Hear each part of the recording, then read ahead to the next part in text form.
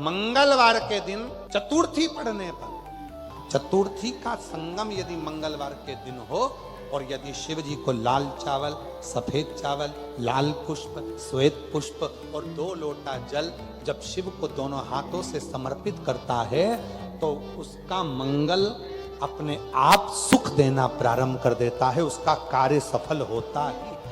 शिव महापुराण की कथा कहती है, कोई लड़का कोई लड़की 24 साल, 25 साल, 30 साल, 26 साल, 28 साल, 35 साल, 42 साल का भी हो गया, शादी नहीं हो रही, विवाह नहीं हो रहा, संबंध नहीं आ रहे, एक काम करना प्रारंभ कर दो। कोई व्यक्ति एक दुकान खोलता है, बंद करता है, दूसरी दुकान खोलता है, बंद करता है, बहुत प्रयास कर लिया, सफलता नहीं मिल रही है, दुकान बदल बदल कर देख लिया, काम बदल बदल कर देख लिया, आखिरी में वहीं की वहीं शून्य पर आकर खड़ा हो जाता है। कोई व्यक्ति मकान को बनाने का सोचता है, बनता ही नहीं है, बहुत प्रयास करता है। तो उसके लिए कहा गया, यदि मंगलवार के दिन चतुर्थी तिथि पड़े और उस दिन भगवान शंकर को एक लाल चंदन का चावल का दाना और एक सफेद चावल का दाना, एक लाल पुष्प, एक सफेद पुष्प और 2 लोटा जल शिव जी को एक साथ यदि समर्पित किया जाए, अंगारेश्वर महादेव का नाम लेकर केवल 2 या 3, और यदि आप लोगों ने कहें कि गुरुजी आप कहां से बोल रहे हैं तो फिर निवेदन करेंगे, स्कंद पुराण का अवंती का खंड, गीता प्रेस गोरखपुर की स्कंद पुराण लाओ, पृष्ठ संख्या 721 में लिखा हुआ है, मंगलवार के दिन चतुर्थी पढ़ने पर जो शिव जी को 3, 5 या 7 मंगलवार, चतुर्थी का संगम यदि मंगलवार के दिन हो और यदि शिव जी को लाल चावल, सफेद चावल, लाल पुष्प, श्वेत पुष्प और 2 लोटा जल जब शिव को दोनों हाथों से समर्पित करता है तो उसका मंगल अपने आप सुख देना प्रारंभ कर देता है, उसका कार्य सफल होता ही।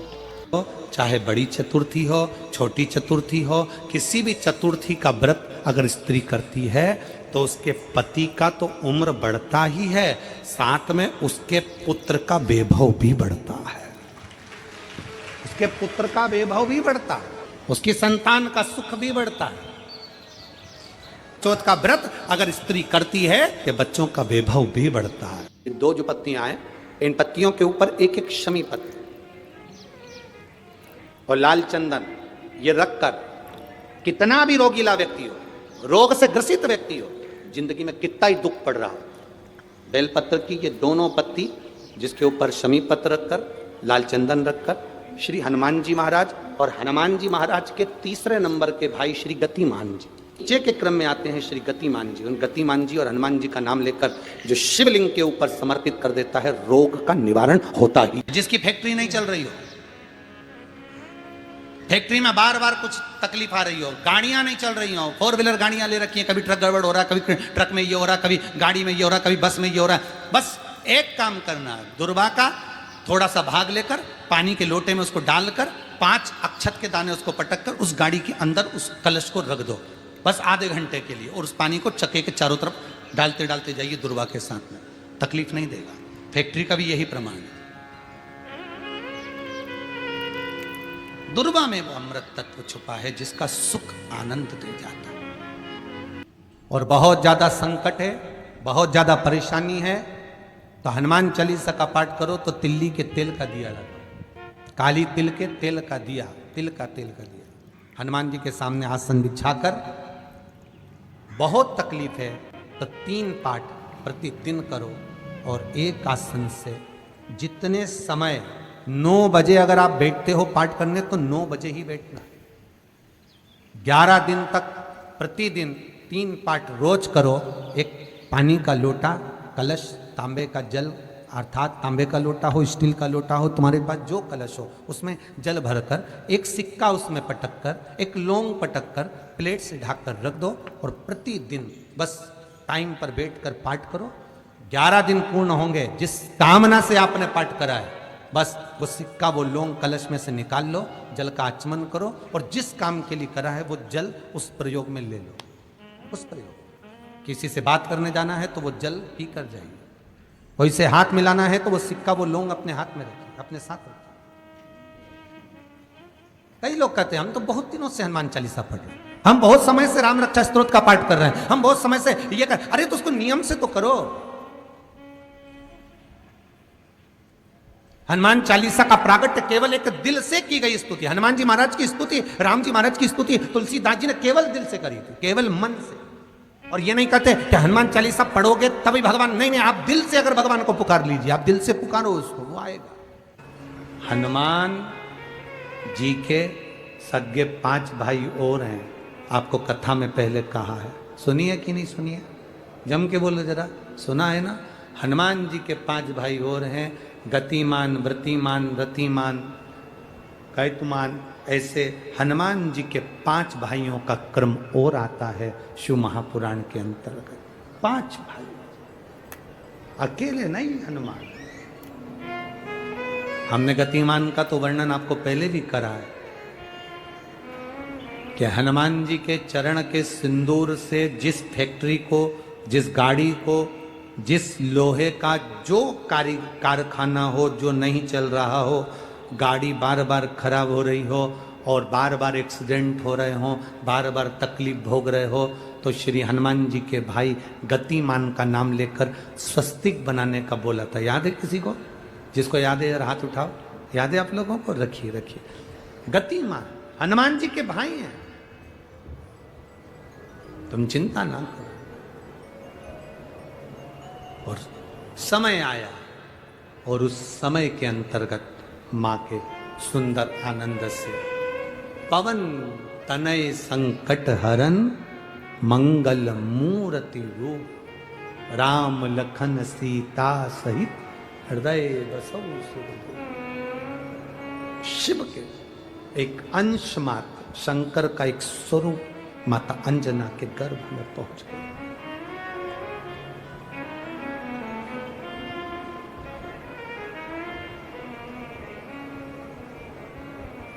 बस इस हृदय को, इस दिल को, इस मन को शिवालय तक ले जाना है।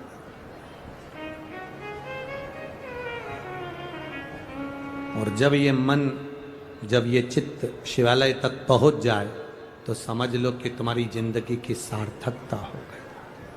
विवाह शादी में देरी हो रही हो, या कोई नया कार्य चालू कर रहे हो उसमें देरी हो रही हो, या कोई सर्विस के लिए, नौकरी के लिए जा रहे हो और वो कार्य नहीं हो रहा हो, तो एक धतूरा, केवल एक धतूरा, उस धतूरे को फोड़कर उसके अंदर का फल निकालकर उस फल को शिवलिंग पर चढ़ाकर 1 लोटा जल शंकर भगवान को समर्पित कर। दिन होना चाहिए मंगलवार। कौन सा दिन होना चाहिए? जम के बोलो जरा, मंगलवार। आप लोग कथा में श्रवण करे हैं पूर्व में, हनुमान गतिमान, रतिमान, मतिमान, वर्तिमान, ऐसे हनुमान जी के कई भाई हुए, कई भाई हनुमान जी के हुए। और हमने पहले भी कहा है, जिसकी फैक्ट्री ना चलती हो, बहुत दुकान ना चलती हो, तो हनुमान जी के पांव का थोड़ा सा सिंदूर लेकर, यदि उस सिंदूर को किसी भी फैक्ट्री या दुकान में हनुमान जी के छोटे भाई गतिमान के नाम से अगर एक बिंदी भी सिंदूर की रख दी जाती है, तो वो दुकान और फैक्ट्री भी झड़के से चलना प्रारंभ हो जाती है। गतिमान हनुमान जी के छोटे भाई, एक हनुमान जी के छोटे भाई हैं मतिमान। जब व्यक्ति डिप्रेशन में जाता है, एकाग्र चित्त नहीं रह पाता है, पढ़ने बैठता है पर एकदम मन नहीं लग पाता है, तो मतिमान का स्मरण किया जाता है, हनुमान जी के 3रे नंबर के भाई का, मतिमान। और कहते हैं एक दुर्वा यदि मतिमान के नाम से शंकर भगवान की शिवलिंग पर चढ़ा दी जाए और उसी दुर्वा को वापिस लेकर आया जाए, अंधेरा होने से पहले, सूर्य अस्त होने के पहले, शाम के प्रदोष के पहले यदि उस दुर्वा को उस व्यक्ति को चबा चबा कर खिला दो, तो डिप्रेस हो रहा है, डिप्रेशन में है, चिंता में है, टेंशन में है और उसका विवेक काम नहीं कर रहा, बुद्धि स्थिर नहीं हो पा रही है या पढ़ने में मन नहीं लग पा रहा है, तो उसको आप एक दुर्बा मतिमान, हनुमान जी के तीसरे नंबर के भाई मतिमान के नाम से अगर खिला देते हैं तो उसकी बुद्धि केंद्रित होना प्रारंभ हो जाती है और वो डिप्रेस से हटना प्रारंभ हो जाता है, मन स्थिर होने लगता है। मतिमान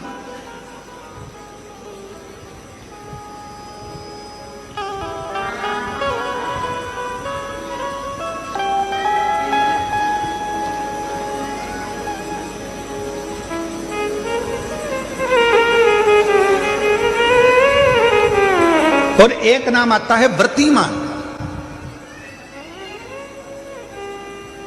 इसका प्रैक्टिकल तुम अभी यहीं से कर लेना, ठीक है? चलते चलते मालूम पड़े तुम्हारी पार्किंग यहां से आधा किलोमीटर दूर है, ठीक है? अरे बोलो तो जम के, आधा किलोमीटर दूर तुम्हारी पार्किंग है और तुम्हारी उम्र लगभग बहुत हो गई। मालूम पड़े तुम थोड़े वृद्ध हो गए हो और तुम्हारा घुटना दुख रहा है, तुम्हारी कमर दुख रही है, चलते चलते बड़ी मुश्किल से तुम कथा स्थल तक पहुंचे हो। अब मन में आ रहा है कि मुझे वापस पार्किंग तक जाना है, कैसे जाऊंगी, पाँव तो दुख रहा है। तो एक काम आज चलते चलते करना कि कहीं सीवर वाला महाराज झूठ तो नहीं बोल रहा है, तो प्रैक्टिकल करके जाना। क्या करोगे? यहां से जाते समय आप जब जा रहे हो और आपके शरीर का कोई अंग जब दुख रहा है तो श्री शिवाय नमस्तुभ्यम कहकर श्री व्रतिमान हनुमान का स्मरण कर। किसका स्मरण करना है? जम के बोलो, व्रतिमान हनुमान। व्रतिमान हनुमान का स्मरण करके कहीं पर भी बैठकर अपने पांव की छोटी वाली जो उंगली है उसको जम के दबाना और दबाने के बाद चल देना। जिस जगह पर भी दर्द हो रहा होगा मेरा बाबा आपको मंजिल तक पहुंचाएगा, दर्द होने नहीं देगा। कल नहीं करना, प्रैक्टिकल आज ही करना। काल करे सो आज कर।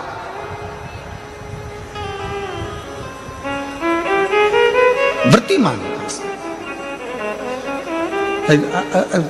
आज करेंगे गुरुजी, 3 महीने में फर्क दिखेगा। तुम तो आज की आज का बताओ ना कि आज की आज में फल कैसे मिले। तुम तो बिल्कुल तैयारी में बैठो। जाते जाते व्रतिमान हनुमान भगवान श्री शिवाय नमस्तुभ्यम का स्मरण कर कर एक ऊर्जा के साथ, ताजगी के साथ चलते जाओ। शिव थोड़ा बहुत नहीं देते मेरे भगवान।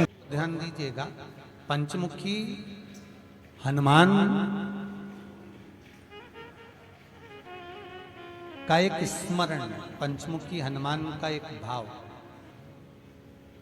महाराज जैसे बहुत ज्यादा तकलीफ अगर व्यक्ति को हो गई है, बहुत कष्टमय जीवन चल रहा है, हार गए हर जगह से और तकलीफमय जीवन चल रहा है, तो पंचमुखी हनुमान का एक शिव महापुराण का और स्कंद पुराण का एक बड़ा सुंदर मंत्र है। उस मंत्र को आप सब एक बार हमारे साथ में बोलें। ओम नमो हनुमते रुद्र अवताराय सर्व शत्रु संहारणाय सर्व रोग हराय सर्व वशीकरणाय रामदूताय स्वाहा। बस इस मंत्र को हाथ में काली तिल लेकर, एक जौ लेकर और गूगल लेकर, थोड़ा सा इसमें गाय का घी डालकर, कंडे को या अग्नि को जलाकर इस मंत्र का 11 बार 21 बार जाप कर कर अपनी कामना कर कर छोड़ दीजिए।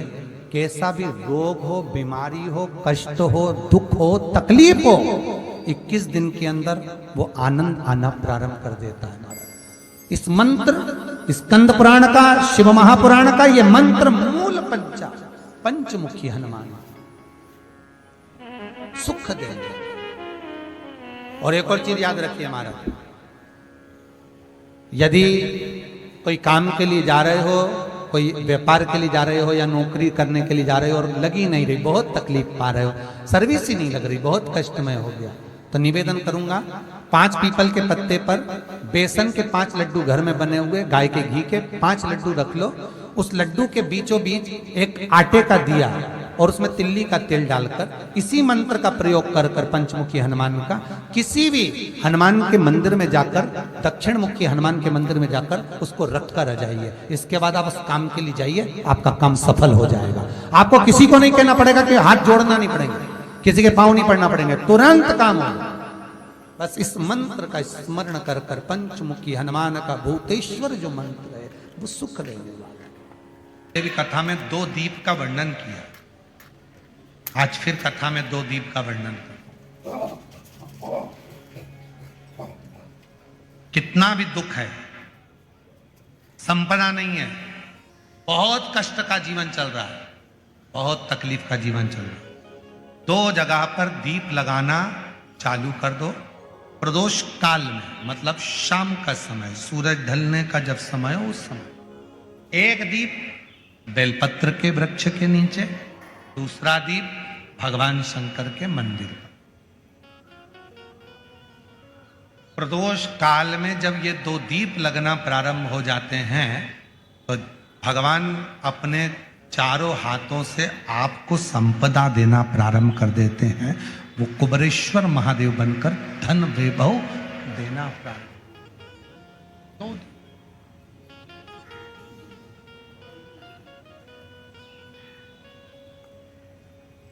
और दोनों दीप फूल बत्ती के होना चाहिए, लंबी बत्ती के नहीं। एक लंबी बत्ती होती है, एक गोल बत्ती होती है, फूल बत्ती, दोनों दीप फूल बत्ती। मां सती ने जब भगवान शंकर के लिए आराधना साधना करी थी और भगवान भोलेनाथ जी से वर प्राप्त करा था, तो माता सती ने भी ये साधना ऐसे ही करी और माता सती को शिव मिले थे।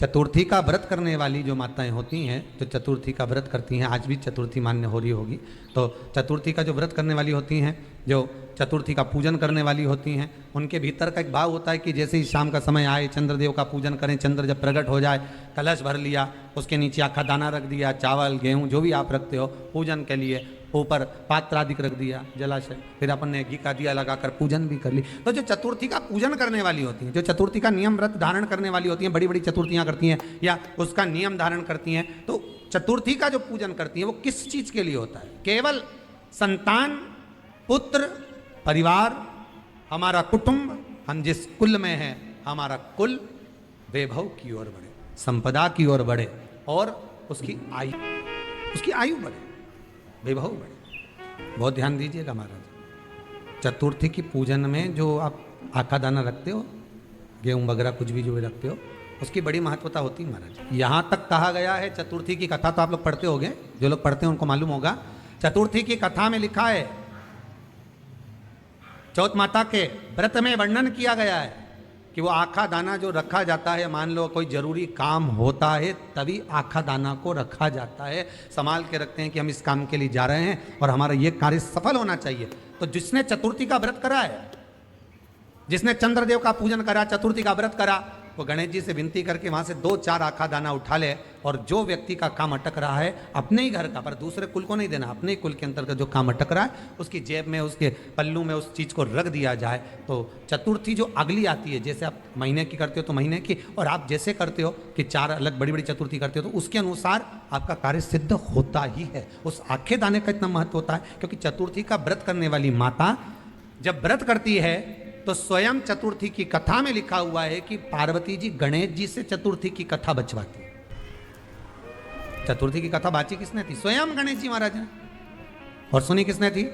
माता पार्वती। चतुर्थी की कथा जब होती है तो उसको स्वयं गणेश जी बाच रहे।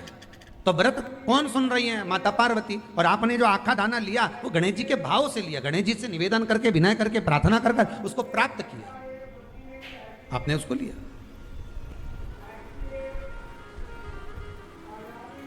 फल प्रदान कर देता है, कार्य की सिद्धता देता है। 15 दिन हो गए, दुकान नहीं चल रही है, व्यापार नहीं चल रहा है, कष्ट हो रहा है, घर में 1 रुपया नहीं आ रहा। प्रैक्टिकल करना, कहीं सियोर वाला महाराज झूठ बोलकर तो नहीं जा रहा, प्रैक्टिकल कर देखो। और बिना प्रैक्टिकल के रहना मत ही। ये दुनिया के लोगों ने सबने प्रैक्टिकल करा। जिनका गर्भ नहीं ठहरा तो उन्होंने सफेद आंकड़े की जड़ का प्रैक्टिकल करा, जिनको नौकरी चाहिए थी उन्होंने बेलपत्र पर शहद का प्रैक्टिकल करा, सबने प्रैक्टिकल करा, तुम भी प्रैक्टिकल कर कर देखो। 15 दिन हो गए, व्यापार नहीं चल रहा, घर में कष्ट है, पैसे की आवक नहीं हो रही, कोई टेंशन सामने आकर खड़ा हो गया।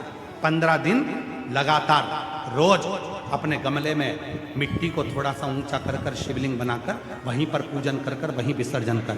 उसी मिट्टी को विसर्जन करने से पहले थोड़े से शिवलिंग का पानी अपने घर के दरवाजे पर लगाना प्रारंभ कर। 15 दिन लगा, 8 दिन के अंदर लक्ष्मी का प्रवेश तेरे घर में होना प्रारंभ। प्रैक्टिकल जरूर करना, बिना प्रैक्टिकल के मत रहना कि सियोर वाला बाबा कहीं झूठ बोलकर तो नहीं चले गए दिल्ली में। प्रैक्टिकल करो, बिना प्रैक्टिकल के मत रहना।